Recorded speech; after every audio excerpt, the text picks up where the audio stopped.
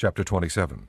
But David thought to himself, One of these days I will be destroyed by the hand of Saul. The best thing I can do is to escape to the land of the Philistines. Then Saul will give up searching for me anywhere in Israel, and I will slip out of his hand. So David and the 600 men with him left and went over to Achish son of Maoch, king of Gath. David and his men settled in Gath with Achish. Each man had his family with him, and David had his 2 wives, Abinoam of Jezreel and Abigail of Carmel, the widow of Nabal. When Saul was told that David had fled to Gath, he no longer searched for him. Then David said to Achish, If I have found favor in your eyes, let a place be assigned to me in one of the country towns, that I may live there. Why should your servant live in the royal city with you? So on that day Achish gave him Ziklag, and it has belonged to the kings of Judah ever since. David lived in Philistine territory 1 year and 4 months. Now David and his men went up and raided the Geshurites, the Girzites, and the Amalekites. From ancient times these peoples had lived in the land extending to Shur and Egypt. Whenever David attacked an area, he did not leave a man or woman alive, but took sheep and cattle, donkeys and camels and clothes.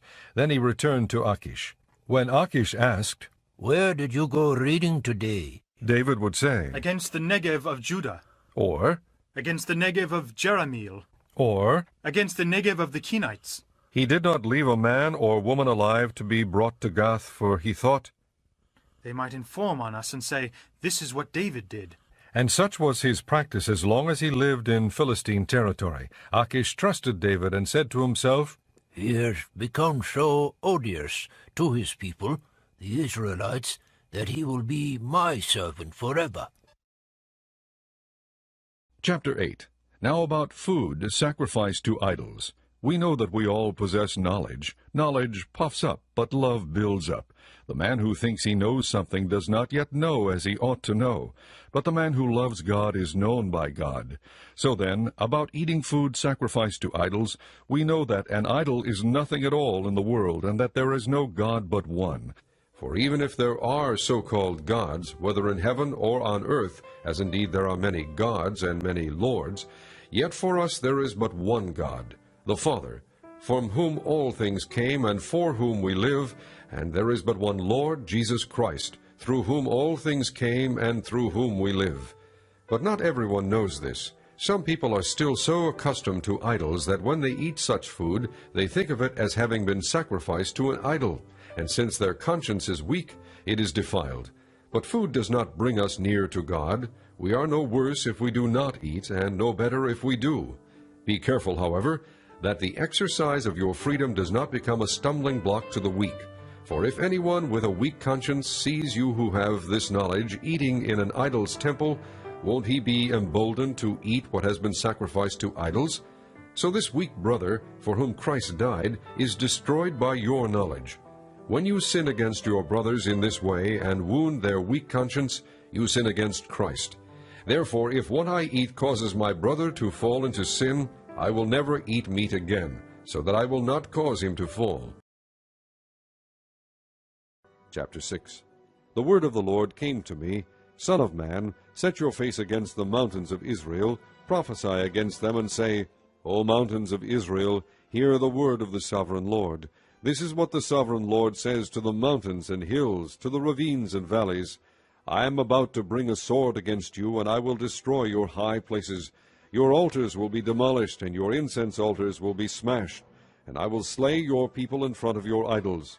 I will lay the dead bodies of the Israelites in front of their idols, and I will scatter your bones around your altars. Wherever you live, the towns will be laid waste, and the high places demolished, so that your altars will be laid waste and devastated, your idols smashed and ruined, your incense altars broken down, and what you have made wiped out. Your people will fall slain among you, and you will know that I am the Lord. But I will spare some, for some of you will escape the sword when you are scattered among the lands and nations. Then in the nations where they have been carried captive, those who escape will remember me, how I have been grieved by their adulterous hearts, which have turned away from me, and by their eyes, which have lusted after their idols. They will loathe themselves for the evil they have done, and for all their detestable practices. And they will know that I am the Lord. I did not threaten in vain to bring this calamity on them. This is what the sovereign Lord says. Strike your hands together, and stamp your feet, and cry out, Alas! Because of all the wicked and detestable practices of the house of Israel, for they will fall by the sword, famine, and plague. He that is far away will die of the plague, and he that is near will fall by the sword, and he that survives and is spared will die of famine. So will I spend my wrath upon them, and they will know that I am the Lord, when their people lie slain among their idols around their altars, on every high hill and on all the mountain tops, under every spreading tree and every leafy oak, places where they offered fragrant incense to all their idols. And I will stretch out my hand against them, and make the land a desolate waste from the desert to Diblah, wherever they live. Then they will know that I am the Lord. Psalm 44. For the director of music, of the sons of Korah, a maskil. We have heard with our ears, O God. Our fathers have told us what you did in their days, in days long ago.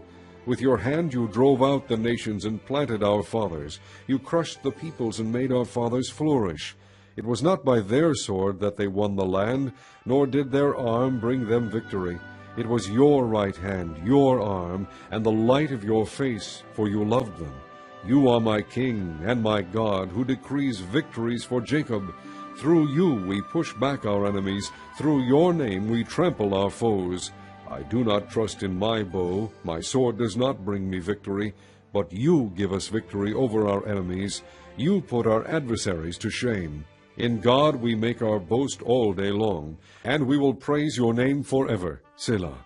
But now you have rejected and humbled us. You no longer go out with our armies. You made us retreat before the enemy, and our adversaries have plundered us. You gave us up to be devoured like sheep, and have scattered us among the nations. You sold your people for a pittance, gaining nothing from their sale. You have made us a reproach to our neighbors, the scorn and derision of those around us. You have made us a byword among the nations. The people shake their heads at us. My disgrace is before me all day long, and my face is covered with shame at the taunts of those who reproach and revile me, because of the enemy who is bent on revenge. All this happened to us, though we had not forgotten you or been false to your covenant. Our hearts had not turned back, our feet had not strayed from your path. But you crushed us and made us a haunt for jackals, and covered us over with deep darkness. If we had forgotten the name of our God, or spread out our hands to a foreign god, would not God have discovered it, since he knows the secrets of the heart? Yet for your sake we face death all day long. We are considered as sheep to be slaughtered. Awake, O Lord, why do you sleep? Rouse yourself, do not reject us forever. Why do you hide your face and forget our misery and oppression? We are brought down to the dust. Our bodies cling to the ground. Rise up and help us. Redeem us because of your unfailing love.